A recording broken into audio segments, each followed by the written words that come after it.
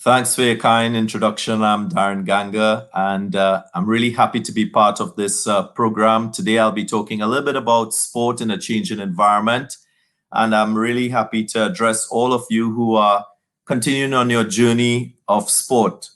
What I'd like to do is focus on 4 points for this interaction that I'm having. The first has to do with the COVID-19 pandemic. Obviously, this has been at the forefront for the last 2 years or so and has created a new paradigm for sport. Whatever rung of the ladder you're in this sporting journey, it has impacted us in some form or fashion. And, one has to do with biosecure bubbles, which is something that everyone has to contend with, more so the athletes, the coaches, the administrators and organizers around sporting events. They've had to contend with very expensive frameworks which are set up to ensure the safety of all involved in sport. Beyond that, it has also been a challenge for persons from a mental health and wellness perspective, because there's limited socialization on order and on offer. And that's something that we all have had to deal with and address. This pandemic has also created a situation where we have to accept the fact that we can only have virtual spectators, as against spectators being live on the ground at events. And the impact of that is far wide, and it has affected sport in a major way. You think of revenue streams being limited. You think of the impact on governing bodies for sport, the difficulty in scheduling events, moving athletes, stakeholders from one jurisdiction to another. And it's been very, very challenging. In my humble view, I think we all have to embrace this new paradigm, because we can't say for sure what's going to be the outcome of this COVID-19 pandemic and whether or not we will go and move beyond this. So we live and we will continue to live in an environment where we will be restricted. I don't think we're going to revert to a situation where it's going to be similar to pre-pandemic days, but that's one big evolution that we've seen in sport. The second has to do with climate change and the crisis which the world is facing.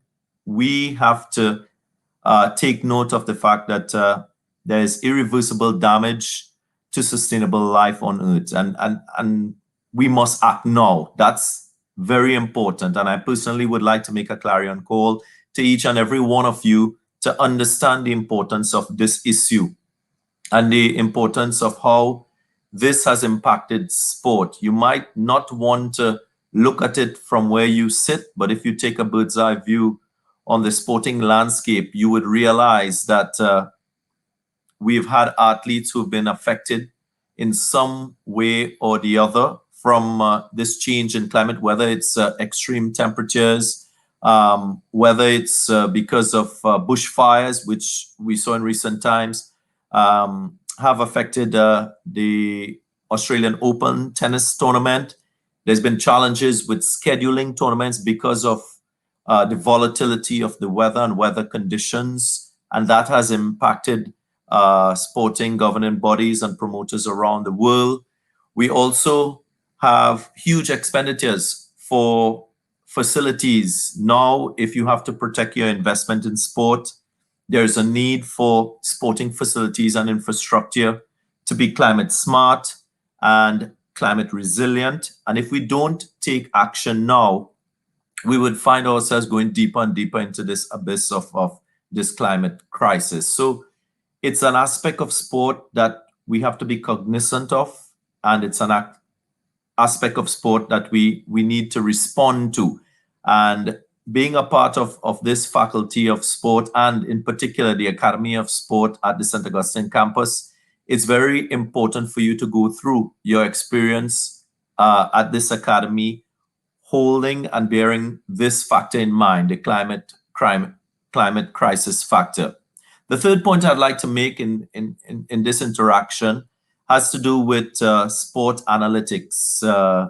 Whichever place you sit at the moment in sport, you have to understand that we've seen an evolution in the way information is recorded in and around sport. And you can take it from up close and center with the athletes themselves, how historical data is stored, analyzed, and used for decision making.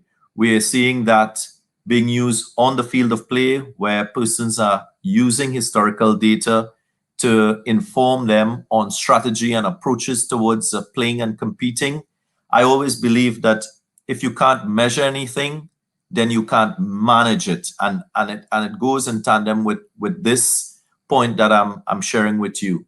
We all need to be mindful of the impact and the significance of data, and use it to our advantage in the sporting landscape. So that's a point I'd like to make, which probably will also focus on the policy making side as well.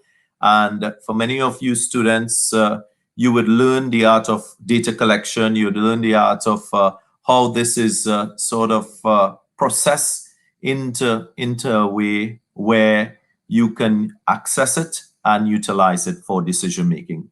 My fourth and final point has to do with the internationalization we've seen in sport, which is a massive change in the sporting environment.